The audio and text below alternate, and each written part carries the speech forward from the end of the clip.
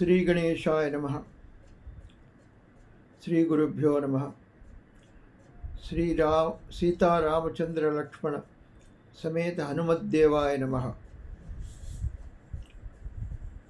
ఇంకా హనుమంతుడు సూర్యుడు మొదలగు వారందరికీ నమస్కారాలు చేసుకుని తర్వాత అంజలిం ప్రాముఖ కృత్వా పవనాయాత్మయోనయే తతో హి వవృధే గంతుం దక్షిణాం దిశం. ఆ హనుమంతుడు ముందుగా తూర్పు దిశ వైపుకు తిరిగి నమస్కారాన్ని చేసుకుని తన తండ్రి అయినటువంటి వాయుదేవునికి కూడా నమస్కారం చేసుకుని దక్షిణ దిక్కుగా వెళ్ళటానికి తన యొక్క శరీరాన్ని పెంచి అతడు ప్రయాణం ప్రారంభించాడు. ప్లవంగ ప్రవరైర్దృష్టః ప్లవనే కృతనిశ్చయః వవృధే రామవృత్యర్థం సముద్ర ఇవ పర్వసు. అక్కడ ఉన్నటువంటి వారందరూ ఆ హనుమంతుడి వైపే చూస్తూ ఉన్నారు. ఆ హనుమంతుడు కూడా సముద్రాన్ని దాటడానికి కృతనిశ్చయుడై పూర్ణిమ మొదలగు పర్వదినాలలో ఏ విధంగా అయితే సముద్రం ఉప్పొంగిపోతుందో ఆ విధంగా పరమ పవిత్రుడైనటువంటి రామునికి సహాయం చేయడానికి పెరిగి తన ప్రయాణాన్ని ప్రారంభించాడు. నిష్ప్రమాణేన శరీరః సన్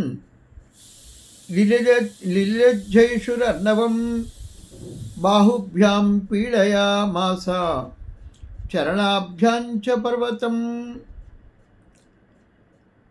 ఆ సముద్రాన్ని దాటాలి అనేటటువంటి కృత నిశ్చయం కలిగినటువంటి హనుమంతుడు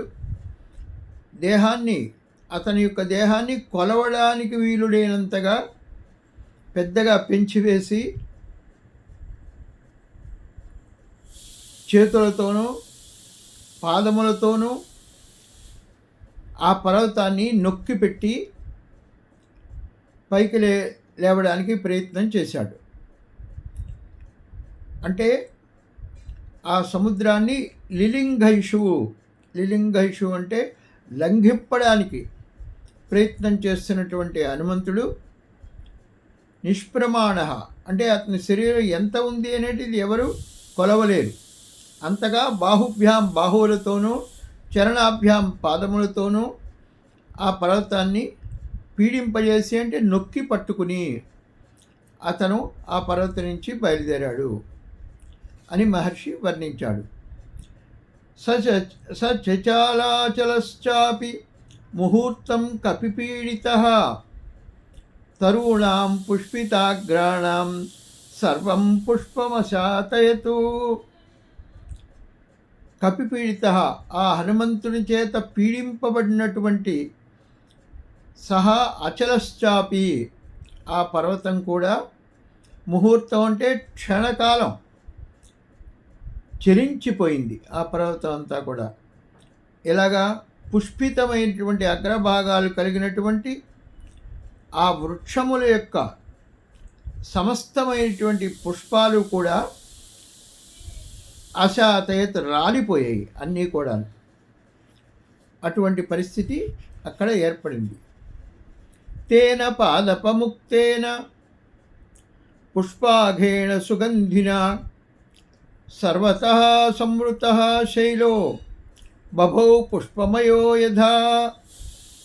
శైల అంటే ఆ పర్వతము పాదముక్తేన వృక్షముల చేత విడువబడినటువంటి సుగంధిన మంచి గంధము కలిగినటువంటి పుష్పౌఘేణ ఆ పుష్పముల యొక్క సముదాయము చేత సర్వతః అంటే అంతటా సంవృతః కప్పబడిన అయిపోయినటువంటిదై పుష్పములతో కూడినటువంటిదై అంటే పుష్పముల వికారములు కూడినటువంటిదై బభౌ ప్రకాశించింది ఆ పర్వతం అంతా కూడాను.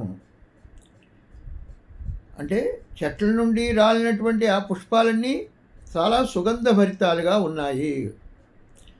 అవన్నీ కూడాను ఆ పుష్పాలన్నీ అన్ని ప్రదేశాల్లోనూ అంతటా ఆ మహేంద్ర పర్వతాన్ని మొత్తాన్ని వేశాయి. ఆ పుష్పములు ఎలా ఉన్నాయి? ఒక పెద్ద కొండవలే ప్రకాశించాయి అని మహర్షి వర్ణించాడు. తేన చ ఉత్తమ వీర్యేణ పీడ్యమానః సహ పర్వతః సలిలం సంప్రశుస్రావ మదం అత్తైవ ద్విపః. ఇక్కడ మళ్ళీ ఉపమానాలంకారాన్ని చక్కగా వాల్మీకి మహర్షి ప్రయోగించాడు. ఉత్తమ వీర్యేణ గొప్ప పరాక్రమం కలిగినటువంటి ఆ హనుమంతుని చేత పీడింపబడినటువంటి ఆ పర్వతము మదించినటువంటి ఒక పెద్ద ఏనుగు వలె మదోదకాన్ని వదిలింది. ఆ ఏనుగుతో పోలిక, ఏనుగు మదోదకాన్ని వదిలినట్లయితే ఇక్కడ ఆ సముద్రము సలిలాన్ని సంప్రశుస్రావ స్రవించింది అని మహర్షి వర్ణించి చెప్పాడు చక్కగా.